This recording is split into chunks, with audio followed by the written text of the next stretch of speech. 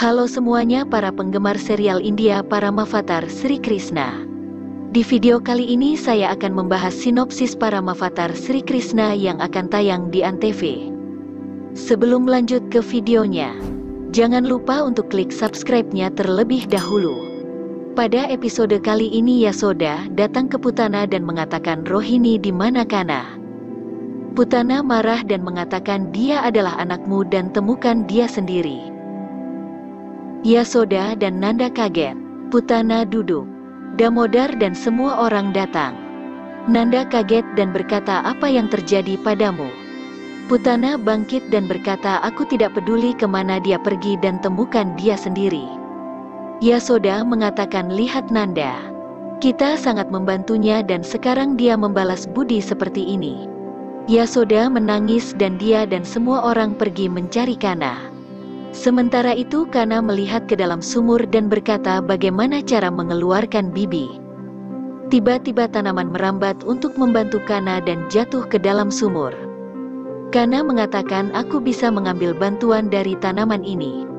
Dewa Wisnu mengatakan selama bertahun-tahun Resi dan anak perempuan ini telah menunggu Kana untuk datang ke sana. Kanha memberitahu Rohini untuk memegang tanaman itu dan dia akan menariknya keluar. Rohini melihat dan berkata, Kana aku tidak memiliki kekuatan untuk memegang tanaman. Kana berpikir bagaimana cara membantu bibi sekarang. Kemudian sapi Safra datang. Kana bilang, Safra apakah kamu datang ke sini untuk membantuku? Rohini bangun lalu dia melihat Kana ada di dalam sumur. Rohini berkata, mengapa kamu datang ke sini? Kana bilang, aku datang ke sini untuk membantumu. Para sapi menarik tanaman merambat itu dan menarik Rohini keluar. Kana mengeluarkan Rohini dan berkata, jika kamu ada di sini lalu siapa bibi Rohini di rumah? Rohini mengatakan itu Putana dan dia melemparkanku ke sini. Kana kaget dan bertanya, Putana di rumah kita. Basudewa menuju ke ruang sidang untuk memberitahu Kansa kebenaran tentang anak ke-8. Laksmi berkata kepada Tuan Wisnu bahwa apa yang sedang dilakukan Maharaj Basudewa. Dia memberikan kebenaran yang telah dia jalani selama 5 tahun. Dewa Wisnu mengatakan dia melakukan apa yang harus dia lakukan. Basudewa datang ke ruang sidang dan mulai memukul gong dengan keras. Kansa tiba-tiba bangun mendengar suara itu dan dia kesal. Di perjalanan Kana bilang, bibi kita harus cepat pergi. Putana melihat sumur dan berkata, aku tahu Kana membawa Rohini bersamanya. Itu berarti semua orang akan tahu siapa aku. Putana berkata, sekarang aku akan membunuh semua orang di Gokul dan bukan hanya Kana. Rohini dan Kana berlari untuk kembali ke rumah. Yasoda menangis. Damodar datang dan berkata, Kana tidak ada di Gokul dan dia tidak ditemukan. Yasoda menangis keras dan berkata, kamu di mana Kana? Nanda menangis dan berkata, ayo Yasoda kita pulang. Mereka semua akan berbalik pergi. Tapi dari belakang Kana datang dan berkata, aku di sini ibu. Yasoda berlari dan memeluk Kana. Nanda dan semua orang senang. Semua orang bilang, kemana kamu pergi Kana? Kana bilang, aku pergi untuk menyelamatkan bibi Rohini. Dari belakang Rohini berjalan kesakitan. Nanda bilang, tapi Rohini ada di rumah. Kana bilang, orang yang ada di rumah kita adalah Patana. Semua orang kaget mendengarnya. Rohini menceritakan bagaimana Putana melemparkannya ke dalam sumur dan datang ke sini dalam wujudnya untuk mencapai sesuatu. Di istananya Kansa berteriak mengatakan, cakra dari Wisnu. Lihat kebenaran yang kalian semua sembunyikan sekarang keluar. Basudewa mengatakan, hari itu ketika anakku lahir dan Akashvani dibuat, lalu rantaiku putus. Kansa mendengarkan itu dengan seksama. Yasoda mengatakan, mengapa dia datang ke sini? Nanda bilang, aku tahu kenapa dia datang. Dia datang ke sini untuk membunuh anak ke-8 dari Devaki dan itu sebabnya dia ada di sini. Putana datang dan tertawa. Basudewa berkata, kemudian gerbang terbuka saat aku pergi. Prajuritmu dan bahkan Putana tertidur. Putana mengatakan, ya aku datang untuk membunuh semua anak tapi Kana membuat semua tugasku sulit. Kana mengatakan, apa yang aku lakukan? Putana mengatakan kamu makan semua kir dengan racun dan tidak ada yang terjadi padamu. Kana bilang jadi enak karena racun. Basudewa berkata dengan cara ini aku mencapai tepi Yamuna dan bahkan menyeberangi sungai dengan bantuan para dewa. Nanda dan semua pria berdiri dengan senjata. Kansa mengatakan lalu apa yang terjadi? Desa Brijmandal mana yang kamu jangkau? Putana menginjak tanah dan itu mengguncang seluruh Brijmandal. Di istananya Kansa merasakan getaran itu. Di sana Putana dengan kekuatannya menciptakan badai dan mendorong semua orang. Putana menangkap Kana. Kansa berkata sepertinya para dewa telah mengirim pesan untuk membuatmu mengatakan yang sebenarnya. Basudewa berpikir apakah aku melakukan kesalahan dengan mengatakan yang sebenarnya. Putna berlari dengan Kana di tangannya. Dewaki diam dan Kansa meminta jawabannya. Kana dalam genggaman Putana berteriak ibu. Di sisi lain Devaki sadarkan diri. Putana mencapai ujung air terjun di lembah. Dia lalu menjatuhkan Kana di atas batu. Putana mengatakan kamu selalu menjadi masalahku dan sekarang aku akan membunuhmu. Kana bilang tolong biarkan aku pergi ke ibuku. Dia pasti khawatir dan menungguku. Putana bilang jangan panggil aku Putana. Kana bilang jika namamu bukan Putana lalu siapa namamu? Di istana, Prapti datang dan memberitahu Basudewa bahwa Devaki telah membaik dan detak jantungnya normal.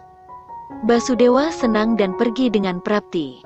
Di penjara, tabib mengatakan detak jantung Devaki membaik dan tubuhnya bekerja normal seolah tidak ada yang terjadi. Basudewa memberitahu Devaki dan berkata bangunlah sekarang karena putra kita masih hidup. Aku menyembunyikan kebenaran ini darimu. Air mata mengalir di pipi Devaki. Basudewa pun senang. Kana menasehati Putana lalu dia berdoa. Saat Kana berdoa muncul bayangan Dewa Wisnu dan Putana terkejut. Putana bilang itu maya. Bentuk Kana sebelumnya keluar dari tubuhnya dan berkata ibu. Kemarahan Putana mereda dan dia tersenyum. Wujud Putana sebelumnya juga muncul dari tubuhnya. Itu adalah Ratanbala yang keluar dari tubuhnya dan dia berkata kepada wujud Kana. Aku ingin menjadikanmu anakku pada hari aku melihatmu. Aku telah menunggu bertahun-tahun untuk melihat ini. Wujud Kana pergi dan memeluk Ratanbala. Dan kemudian berubah menjadi bayi. Putana melihat ini tersenyum dan meneteskan air mata. Narayan mengatakan apa ini? Dewa Wisnu berkata siapapun itu. Ratanbala menginginkan Kana sebagai putranya selama bertahun-tahun dan sekarang dia memberinya susu. Ini berarti bayi itu tidak hanya meminum susunya. Tetapi dia akan mengambil semua kekuatan iblis Putana dan membebaskannya dari kekuatan jahat.